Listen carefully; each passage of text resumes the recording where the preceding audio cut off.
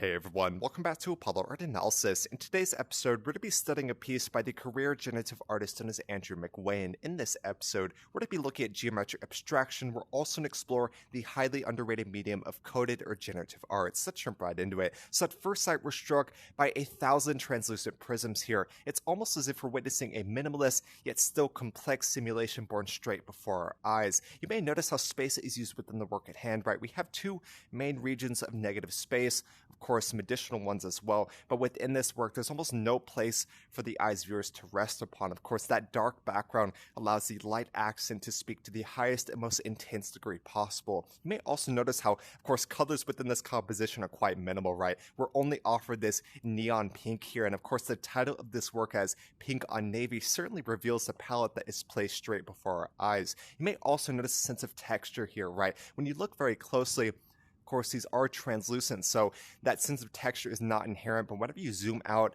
it just overwhelms the viewer, and I think it gives an intense sense of energy here as well. I wanted to ask you guys, how do y'all feel when you view this piece? The setting of the scene is quite difficult to pin down with any set certainty, but despite this, we appear to be within a vast virtual environment of some kind or another, and the use of these prismatic forms are quite interesting to consider, right? These, of course, are placed one upon another, almost with no regard for gravity, and almost like a sense of surrealism within the work at hand. And of course, on that topic, these are prismatic or blocked forms, and so they kind of placed one upon another, almost as if they're connecting, but at the end of the day, they almost appear to be wildly flowing in every which way, and it's hard to say exactly where they started. But despite this, the translucent nature of these prisms are a definitive detail of this display, right? Of course, they overlay and they stack one upon another. They kind of clash and fight for the viewer's attention, so of course that gives an incredible sense of visual energy, and quite intense one at that. And of course, at the end of the day, you'll likely mention a sense of visual energy here from, say, light, of course, that neon pink,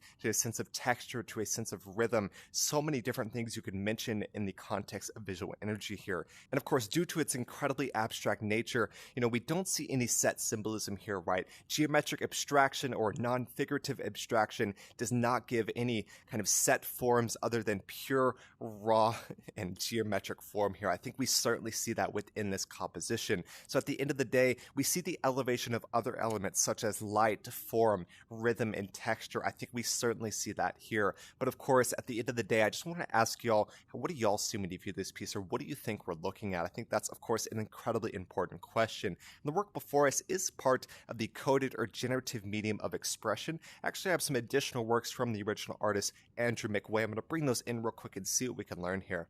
Alright, so I brought in two additional works from the original artist McWhae, and of course you see the geometric abstraction in all three instances, right? The coded or generative medium expression typically doesn't show any set symbolism, but instead deals with pure and raw elemental form. I think we certainly see that here. Of course, in the work on the left, it is highly jarring. You have these neon colors mixing and clashing. Of course, you would have a lot of fun with this with color theory. They're kind of clashing, and of course those neon tones give it an intense sense of energy, almost like a maze in some way or another. Of course, the work before us here, like I said, we have so many different forms just overlaying and fighting for the viewer's attention. And the work on the right, we could say that's most similar to the piece that we studied today. I believe that's part of his Rainbow Road series or his Rainbow series. And of course, within this, you see all these different forms, some of which are colored and some of which are blank. So there's like a sense of negative space, just like the work before us today. And at the end of the day, generative or coded art always gives a sense of the geometric abstraction, some of the best examples that we have. So I just want to bring those in real quick, talk a bit about the original artist,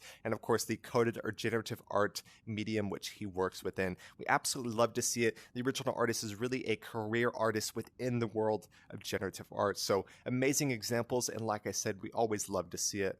Alright, really hope y'all enjoyed today. I believe this is his third showcase, if I'm not mistaken, either the third or his fourth, but at the end of the day, this is a very stunning piece. Absolutely love geometric abstraction. Of course, I do like the symbolic a lot more, but I really appreciate, and of course, since I study so much art, you really learn to appreciate all forms of expression. So at the end of the day, this is a very stunning piece, very energetic, and of course, we always love to see it. If y'all enjoyed today's episode, make sure to check out the original artist Andrew McWhae doing some amazing stuff in the world of generative art, truly an expert at this point. He's been creating for at the very least years, so we absolutely love to study this and see the results of such developed creative expression. We talked about so many different things today, from the clash of form, texture, rhythm, lights, so many different things we mentioned. I really hope y'all enjoyed. Like I said, if y'all enjoyed today's episode, make sure to check out the original artist Andrew McWhae. And yeah, that's all I have for today. Really hope y'all enjoyed, and if y'all did, check out the original artist. My name's Apollo. This was Apollo Art Analysis, and I'll see y'all on the next episode.